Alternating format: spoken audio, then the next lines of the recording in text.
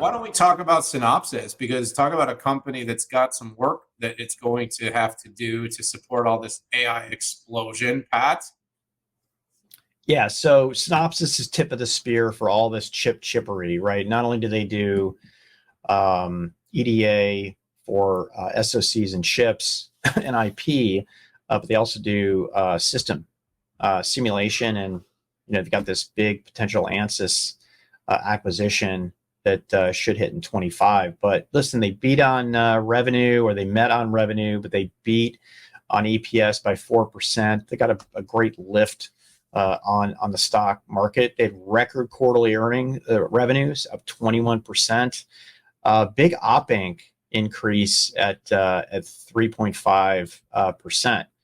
But no, I like the way that they came out and talked about their industry first, right? First GAA, that's gate all around, ARM Cortex X tape out, leading mobile supplier. By the way, this is a company you have to listen to the earnings call to actually get it. But they had some really great highlights on AI, showing how it's getting, DSO.ai drove a 20% revenue uplift, winning multi-die package designs, record revenue and software integrity. But no, very solid thing. And I'm really interested to see, I think that Synopsys is going to be one of these power brokers, like big power brokers in the next 5 years. I don't know if they'll be the next NVIDIA, but I got to tell you, this space is so hot. It's democratizing the way that companies can do design, right? It would have been nuts to think that an AWS or a Microsoft could develop their own SoC.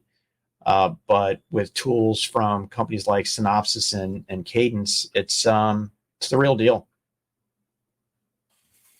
Yeah, I had the chance to talk to their CFO, Sheila Glazer, and it was good to get the kind of rundown. I think you said something that was worth double clicking on, Pat, and this is not a company that you can just sort of tap in for a moment and get. What they're doing is so important between the second largest portfolio of IP for chip makers, as well as EDA. And now the ANSYS deal is going to make them an even bigger power broker. By the way, the size of that deal is not, immaterial. I mean, you look at that. That was like, remember how big you thought the AMD Xilinx deal was? Similar in size. Why is this? Because this era of building chips, this multi-trillion-dollar sort of economic expectation, and you can talk about whether that's chips, infrastructure, electricity, design, whether it's packaging, like all the different things that go into that. But there's a lot of complexity, and there's also a lot of companies and players that want to enter the market. They want to speed execution, they want to speed design, they want to, continue to advance with the most powerful designs, as well as, again, trying to address the sustainability issues, which, Pat, this is a practical version of that, not a greenwashed version of that. We're going to be deploying massive amounts of scale to compute, and that's going to require a ton of consideration.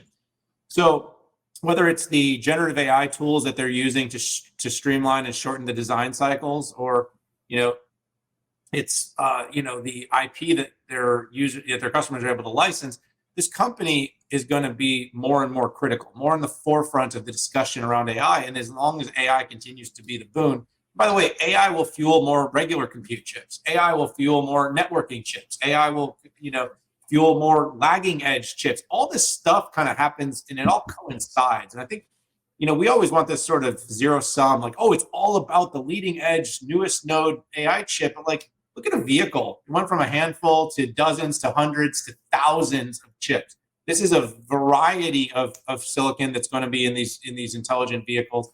And Pat, it's companies like Synopsys that are going to be critical to the contributions required to put these things together. So, you kind of hit on the results. They're good results. The leadership of the company seems to be doing the right things operationally on margins. They moved the midpoint up on guidance.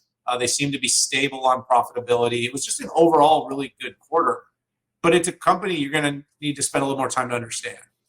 It's not GPUs or CPUs that people kind of all get. There's a lot of very specific technical prowess that is underneath this company. But they are, Pat, the they're the critical partner to just about every one of these major fabless and design and manufacturers of silicon in the world. Yeah, So, statistically, you know, Synopsys and Cadence both get. You have to buy both of them because they have some different strengths and weaknesses. But good talk.